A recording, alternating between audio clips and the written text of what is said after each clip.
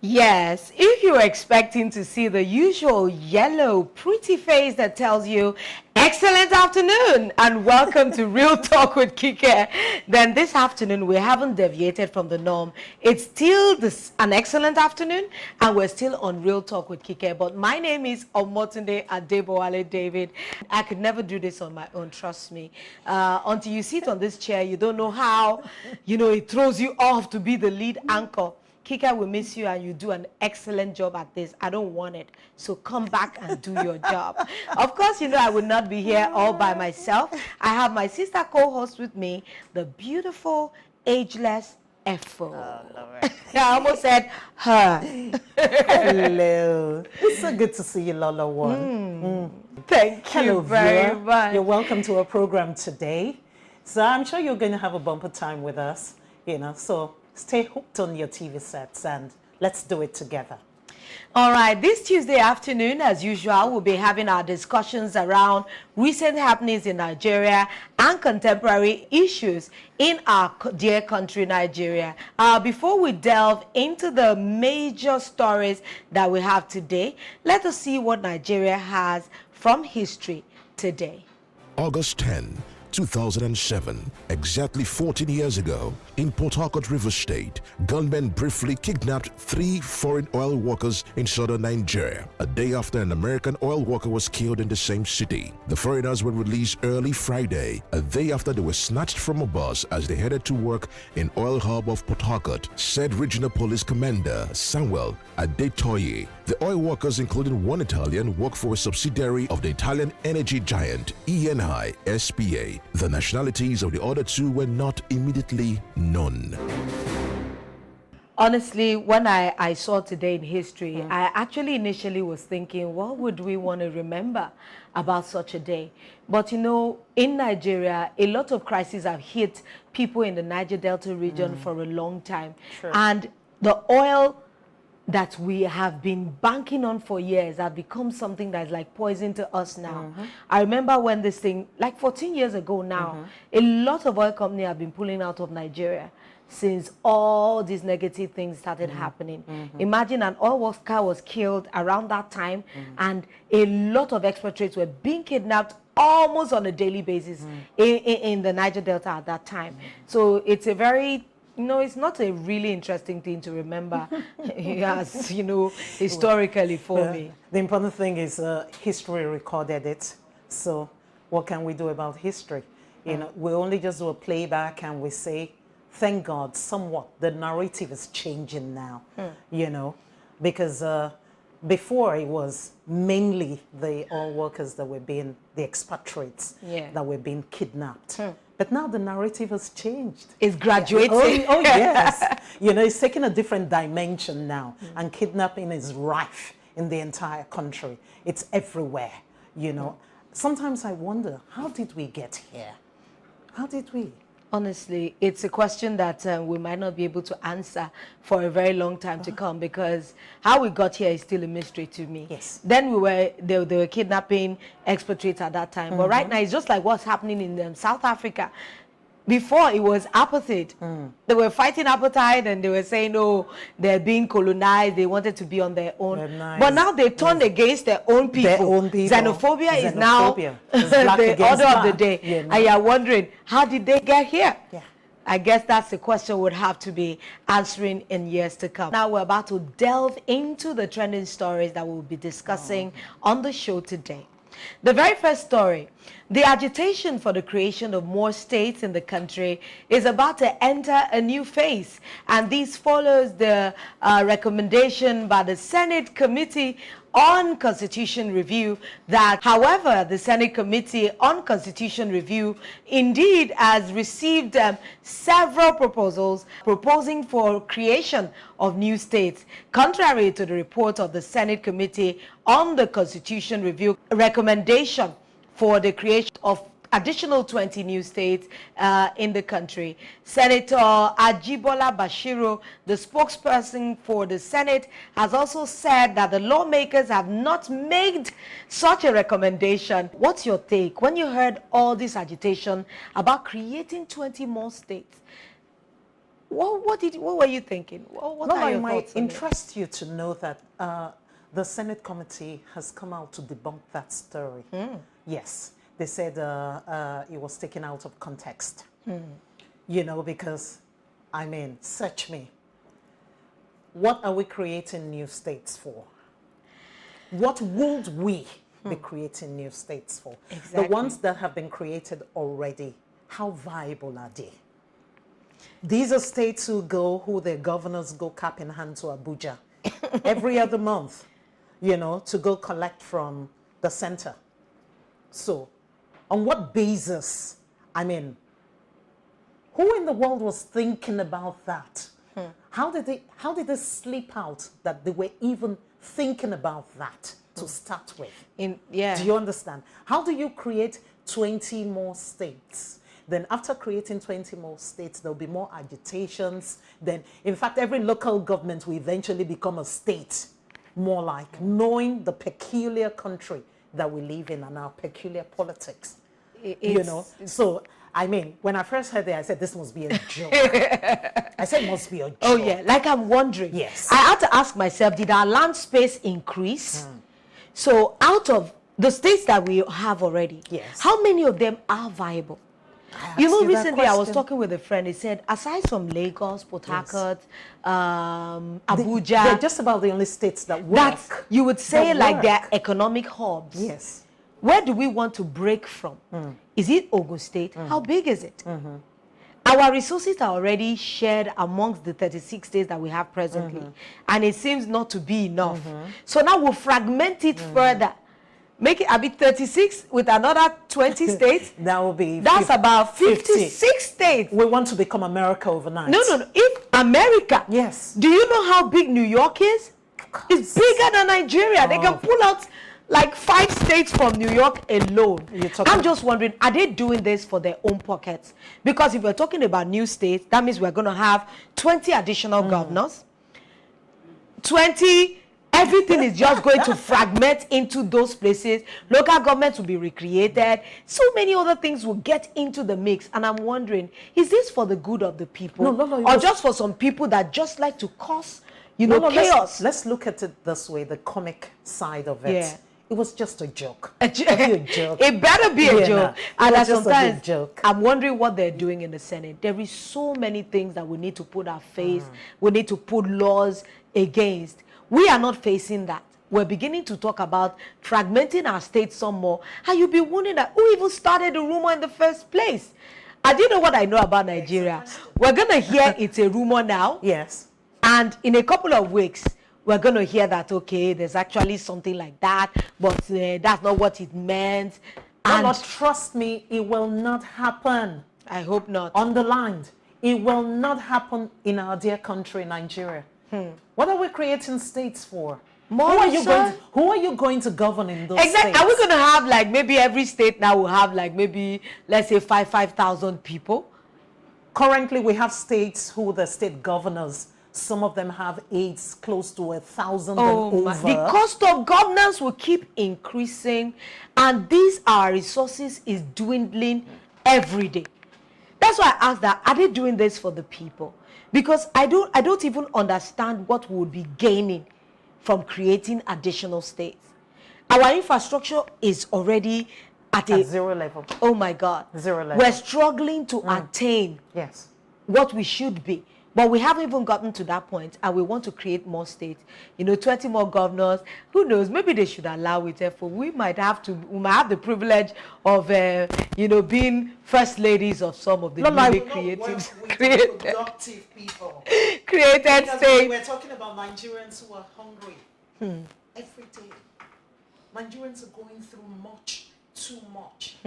So, should the creation of states be what should be uppermost on the minds of this time? Those who are thinking about this? It just doesn't make sense. It doesn't make any sense. So it's a good thing they came out to debunk the story. Yeah. That it was taken out of context, that it wasn't what they meant it to be. So I just beg those in the Senate, please, whatever it is that you want Nigerians to know, can you just put it in simple terms? So that at the end of the day, like Lolo said, it doesn't become, oh no, it was a rumor. We're tired of rumors. Let's hear the real facts and let's build this nation. Let's build the nation. The discussion is open. We'd love you to be a part of it. So you can see our number on the screen right now, 0809-887-7400. Feel free to join in the conversation. That means you at home can actually join in the conversation and give us your thoughts on all the stories that we'll be taking today. Our phone lines is scrolling on your TV screen. That is 0809 887 7400. Feel free to call us and talk about any of the stories that pique your interest. So we're moving away from that creation of 20 more states. Now we're going to be hearing what an elder statesman, a former president of the country, has said. We said with exactly 559 days to the 2023 presidential election, the search for a new leader for this our great country, Nigeria, this populous country, is already beginning. A former military president, General Ibrahim Badamasi Babangida, that we all popularly call IBB, he has, curiously opened up a new angle to the 2023 debate when in an interview on Arise TV and channels last week, he hinted at the qualities that majority of Nigerians should be looking for or considering in their choice of the new occupant of the seat in Aso Rock. That means the presidential villa. But for now, Peter Obi is talking to Buhari. He said, you can't use infrastructure to improve the economy. Ex-governor of Anambra State and PDP vice presidential candidate in the 2019 election, Peter Obi, has condemned President Muhammadu Buhari's policy of trying to stimulate the Nigerian economy by erecting and renovating of critical infrastructure in the country. Efo, every time I know that our politicians are not comedians, but sometimes when I hear some of the things that, we talk about, or they talk about, or make reference to, it becomes like something to laugh about. Do you not think that getting our structures, our infrastructures upgraded and repaired would somehow, help the economy? You don't share, or do you share Peter Obi's in the first place, I want to know, where is the infrastructure? Lolo, if you point to one or two. They finished that rail now, the one from Lagos to Ibadan. Oh, really? Yeah. Just that. That's where Nigeria, is that where Nigeria ends? I know that some of the ends? Roads are being repaired. Yes. They are working on it. I also know that the rail going to, from Lagos Niger. Lagos to Kano. Yeah. I think they said it's going to start work very shortly. Yeah. Do you understand? So, is it Nigerians moving from one end to the other? Is that what is going to build the economy? Or you are just talking about the mass movement of people who want to travel? Knowing that Nigerians are very good at traveling. But in the real sense of it, Yes. I'm thinking that if we really truly have development, or the infrastructures in the country are being addressed and, taken care of, and things are being done, there is light, there is access to water, we have good roads, all our key facilities are, given a new phase, renovated, you don't think that really, literally, it will help the economy and it will stimulate our economy, really? Or Peter Obi is just, is he seeing it from a different angle? No. I'd like to say, let us walk the talk for a change. All we do is talk. It's all rhetorics from one administration to the other. The sensible thing to do is, if I was probably the president, with all due respect to the presidency, I'll pick on one thing I'm going to work on. Okay, two. Let's work on electricity so that the generality of Nigerians will be taken out of darkness. Since 1960, how long are we going to go on like this? Very soon it will be October 1st. We're going to be celebrating again. What independence are we celebrating? Are we truly liberated?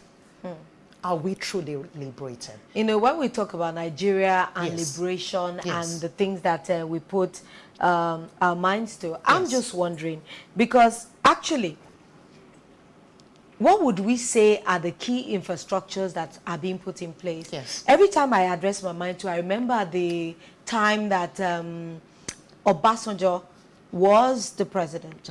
If there's any takeaway from that administration, it's telecommunication improvement. True. That's when we got this GSM working.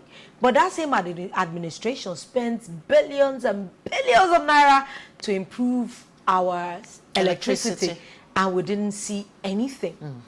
So if truly our infrastructures are being worked on, as alluded by the president, it will affect our economy positively, truly. I imagine totally if agree. we have light on the constant. Yes. You know, when I was coming to work, I passed by a couple of, you know, independent businesses, small businesses. Early this morning, everybody was putting fuel in their generator. To start and I was the day's like, work. imagine if there is light. That means the cost of production will not be so high. If any administration focuses on electricity and they get it done, I know that it will surely improve our economy. That's my point. That's why I said, let's begin to walk the talk.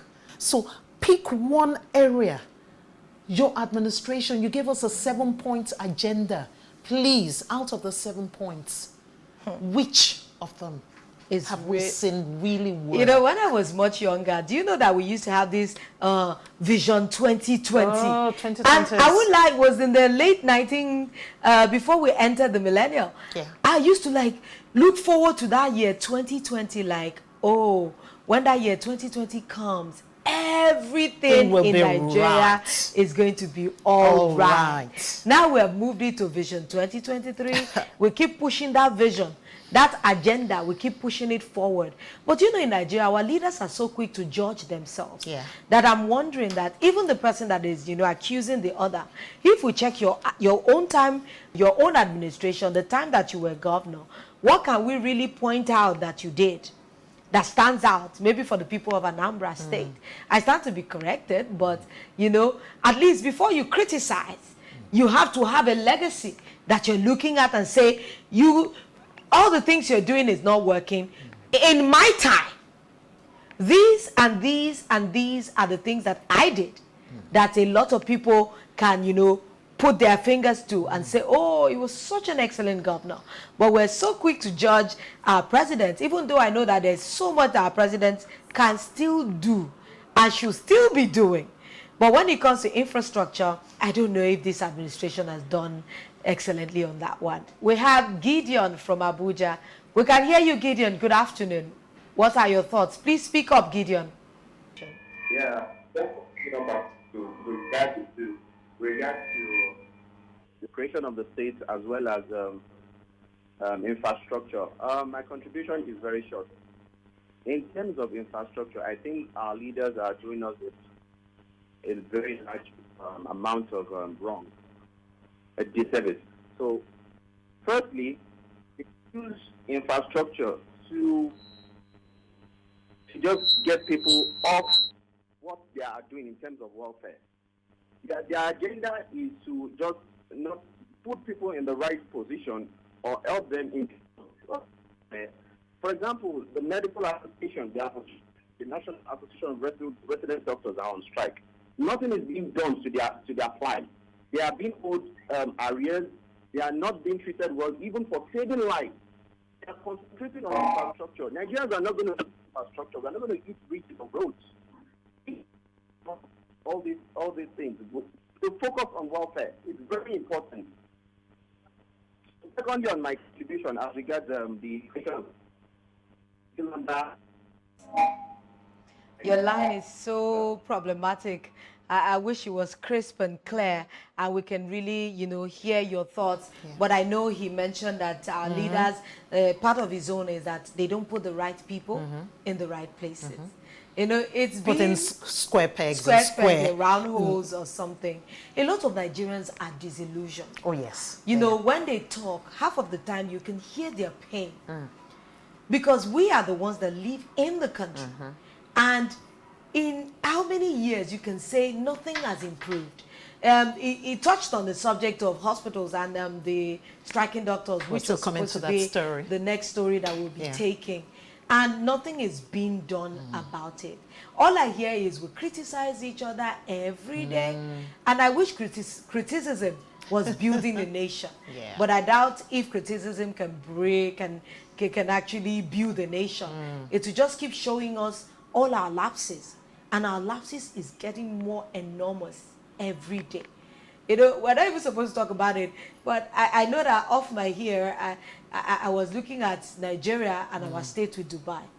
And Ghana. Don't even try. Oh, don't even try. That one was just like, no, I don't want to talk about it. It's too painful. I'm going to take you back. We're talking about infrastructure. Please, can the government of this country give Nigerians water? Water. Water. That's the key thing. That's supposed to be like near free. Have you not heard news of cholera killing Nigerians in their numbers in the northern parts of the country? Yes. Why? Look at even Lagos is a cosmopolitan city. Our markets do not have water. And not even now. Not even now that we're battling this what are we talking about? Epidemic, this coronavirus. Those who sell in the markets have to buy water from the water vendors. So that is even the basic that Nigerians can. Yeah. I mean, well, every time we talk about infrastructure, you're building bridges. Are people going to live on bridges? What are you building the bridges for? Take care of the people of this country. You know, every time that a new government, like when we talked about this impending 2023 election, yes, I need to be excited. I try to be. I want to be excited because I don't know what I'm looking forward to that would be different. I would think that the leadership of this country, by now, this is 2021, they should be selling to us what they want to do next. There's hardly any manifesto I would see that is different from what we've seen in the past. Same of the same. We would give you more, what you will get light. We will build roads. We will make sure our hospitals are, you know, up to date. They're meeting, you know, the standards of the world. And same old. What are we going to get in 2023 that is going to be different? You know, in Nigeria, you will see a governor provide water for their community in a local government. And people would actually celebrate and, you know, have ashwebi, and you see women thronging the place, dancing and singing. From Abia State. You're welcome, Paul. Yes, what I want to say is that our country, Nigeria, we need more states, more creation of states, because Nigeria is too large. That we need to take more states. Okay. So our leaders should up their game to make sure that at least that should be, that we should have more states. More states. So you are for more states. You are pro more states. Yes. Don't you think that the states that we have already, do you think that they are serving the nation adequately? If the one we have is okay, but we need more. You know, we need more. Thank you. He's entitled to his opinion. He's entitled to his opinion. He's entitled to it. So he is pro adding more states. Yes. Maybe if that. And he's saying that for a reason. He's saying that for a reason. Maybe in his own state, their own people are being marginalized. So we have sectional interest. Oh yes, sectional Imagine interest. if we fragment some states. Yes. Actually, let's not even joke about it. We have Shekiri State. Yes. Ijo State. We have. There's so many. No, there'll be no end to it. Trust me. There'll be no end. There'll be no end. Before you know it, there'll be a fraction of that will say, no, we are not of these people. I remember when Bendel was merged, they were like, no, we're not Delta, we're not Igbo, we're Bendel. You know, there's so many things that we need to really address. But a lot of people actually think Nigeria is very large. But we're not so big. We're not so big. Well, we're big when it comes to the number of states. First we were 12, now we're 36, plus 36. The federal capital, Abuja. Sure. So what for are we our talking 20 about? more states to 8, that means we'll be 56 states. Oh, Lord. All right, we have Austin from Edo. Ose from Edo State. Ose. Hello, Ose. Hello? Good afternoon. We can hear you. Make your points. You're welcome. Yes, thank you. Thank you. But I want to talk on the state creation, comment on state creation. And I want to go down on memory lane. Okay. We have 3 regions. When the Lolo came, it created as 12 states. General Muhammad, it created 19 states. Now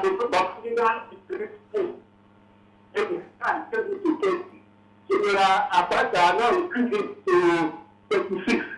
So now, I'm basing on my training on this. See the development we have got in place, that 3 regions today.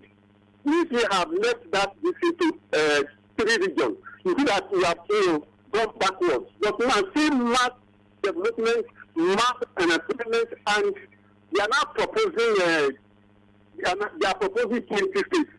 They might not approve that 20 states, but at least 5 or 6 for now it will be okay. And we will see that these agitations we are getting here and there, it will drive the situation. And it will bring employment to each of the states created. So that's my contribution, and that's my opinion. So all right. Thank you very much. Thank you so much. From Edo State. Okay. Yeah, they seem to believe that it would actually benefit us as a people. And I'm listening to them marshal their own point. He said that there would be more jobs if new states are created. Well, that can be, because if we have additional 20 states truly, that means you'll be having more local governments. That means more employment for the people. That means you'll be having more aids. More aids, more... Are those really jobs? Agencies. Every state Yes. would replicate what every state has. And that can actually bring more jobs, bring more opportunity for people, at least from the angle that they are seeing it from. And everybody is entitled to seeing things the way they want to see it. True. And that's what you see, if you look at everything, at least what Ose said, what he brought up was the issue of job creation. So the real issue is that people are looking for how to make ends meet, how to get more work, and they believe that, okay, especially for those that want to work in government, like civil service, if they create more states, that means, there will be a ricochet effect. A lot of more people might actually be able to get... Let us deal with what we have now. We have not been able to walk around the 36 states just yet. Our governors who do not want to think out of the box go cap in hand to Abuja because there's something to collect from the federal center. allocation. So please, there is no justification whatsoever for the creation of more states. We don't need it. What we need is, we need a Nigeria that works for Nigerians. That's what we need, basically. Okay? All right. Yes, we still have like 2 more stories. I think we're researching that Babangida story. Okay. But let's just move on to that, the next one. The fact remains that when 2 elephants fight, it is the grass that suffers for it. That's Proverbs. Honestly, that's what happens in Nigeria. When top echelons fight, it is the masses. It's where hospitals are already struggling to handle the caseload of constantly rising sick patients on hand. Members of the National Association of Resident Doctors have defied the directive by the federal government to resume their duty posts or face sanctions. The national president of NARD is still holding firmly on the ground that the association would not resume. And the question is, what is the way forward? What do we do about these Nigeria Association of Resident Doctors that keep going on strike? The government will come now and tell us that they are going to have a roundtable conference. Maybe we need to change the shape of the table first. Maybe a square table would work this time. Because we've been having roundtable conferences with this particular association, and it seems that the troubles and the challenges and all the things they want from the government are not done. The government. I'm telling you, Efo, if you go to hospitals, You see people lying on the floor. They can hardly cater for the amount of sick people that come to the hospital on a good day. Our medical personnel are stretched to the limits because every doctor that knows their onions, everybody is fleeing the country. They are looking for greener pastures. The ones that we have, they are not adequately paid. They are still fighting for their welfare. They are fighting for their allowances. They are fighting for their bonuses. They are fighting for all sorts of things. Is there an end in sight, Efo? Is there an end in sight? The buck stops on the table of the president. In the first place, where's Mr. President? Is on He's on medical tourism tourism. to the UK. To the Fantastic. UK. That sounds really good. I think it's time for us to speak up in this country. We can't keep doing this. Before the president came on board, before he was voted in, one of the things he said was he was going to take care. It's the same promises we hear. Yeah. But it's like, I think our leaders are beginning to take Nigerians for a ride. Nigerians are good people. It's just the system that has made monsters out of Nigerians. Out of people, yes. I am telling you, I was born here, I grew up here, and I know that we are a good people. The question is, what is the government doing for the people of this country? I cannot be proud to say that my president has gone to the UK on medical tourism when the hospitals, it's not the first time it's happening. No, it's a constant thing. The last time I heard on the news that the National Assembly, is it the National Assembly, yeah? Yeah. They appealed to the resident doctors to please call off their strike. I had a good laugh. You people know how to live well. You have seen them in there in the Senate. You see how well fed they are. They're laughing in our faces. They're chewing cola nuts in our faces. Do you understand? And now you are telling the same, you're dealing with professionals. Yeah. That's do you know, do you know how long it takes to get a doctorate?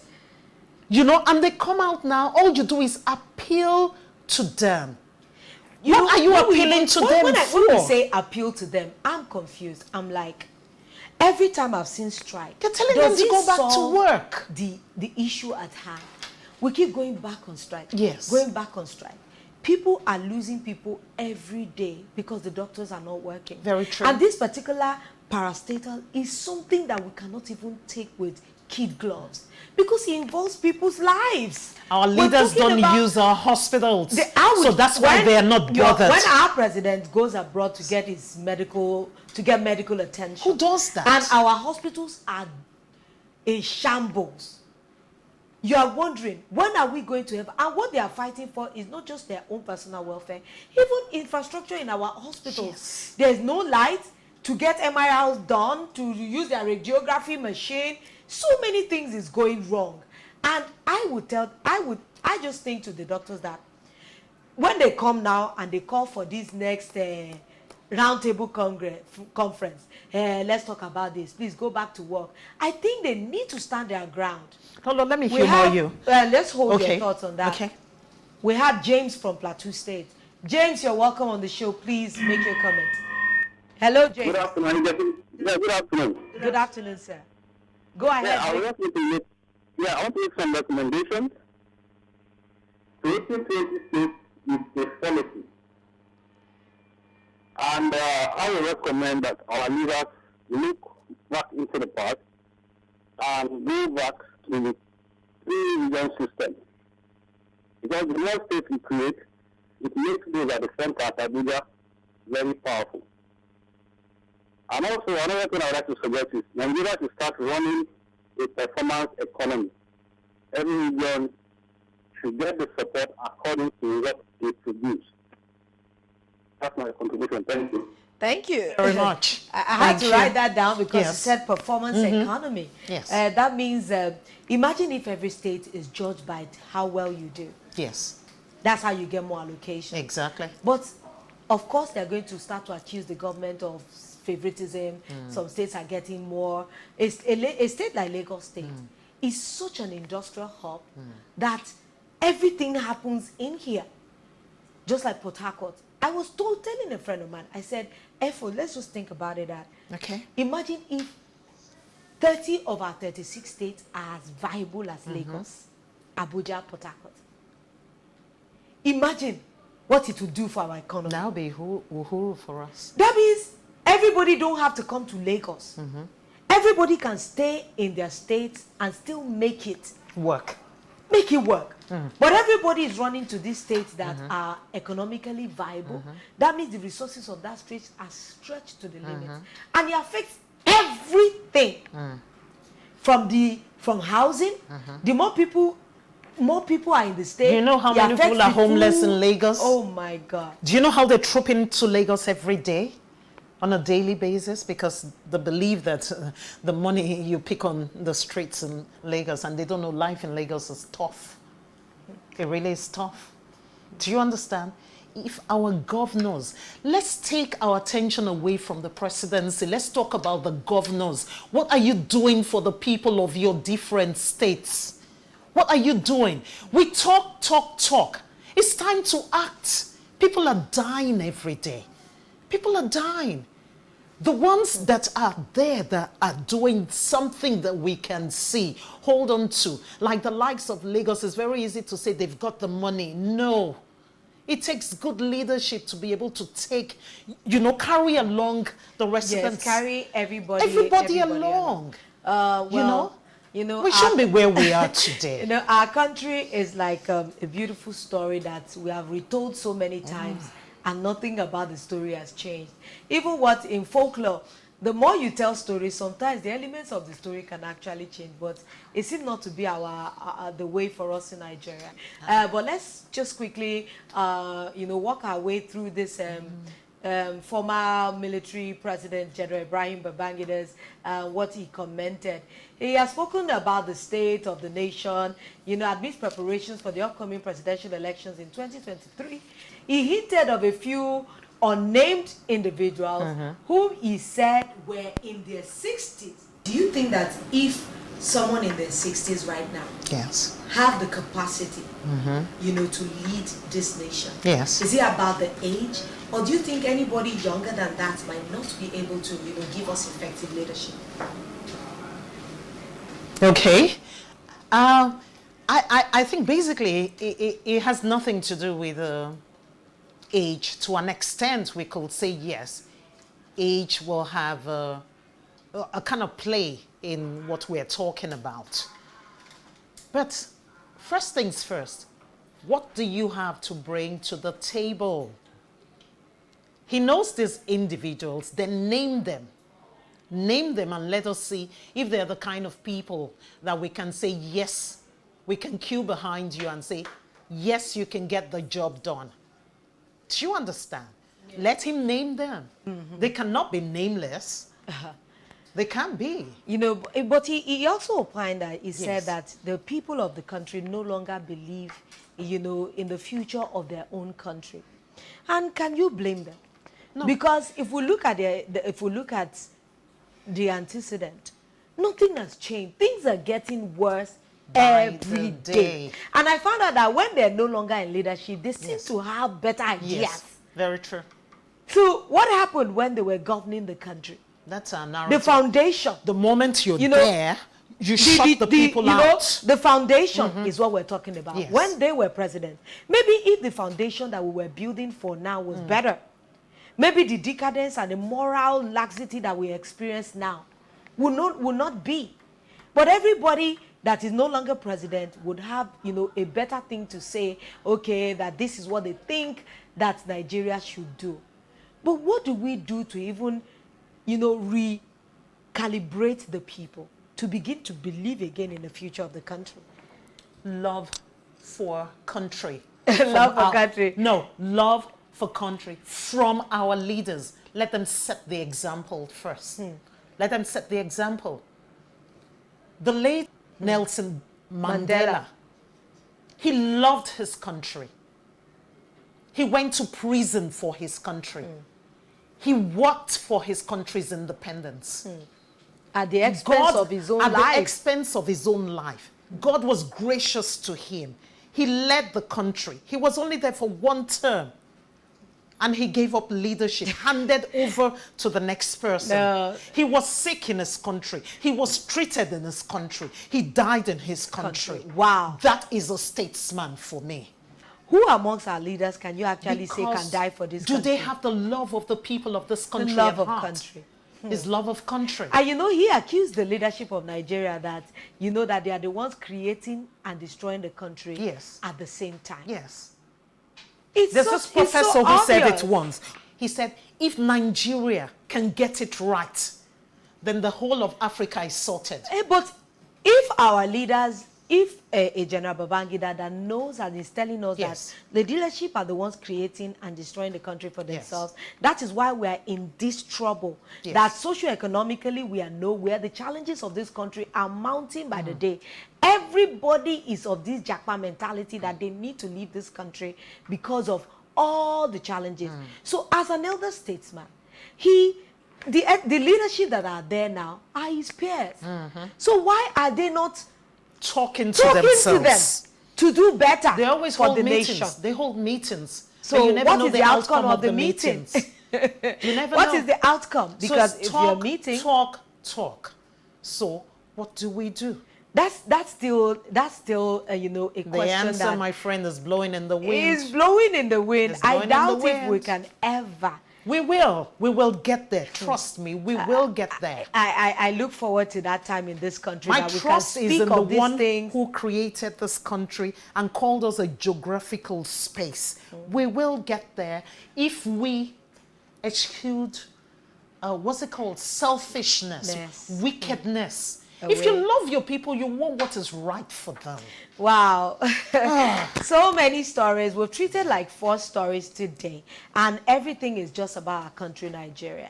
You know, as a person, I can only pray because Nigerians are praying people, because we need to find a way forward. You know, we need to recalibrate ourselves and know that this great country, Nigeria, that has been serving us for years, we can't stop believing in it. I want to thank everybody that joined us on the show today. For now, we'll be saying thank you, and we'll see you again. Bye. Thank you. Bye.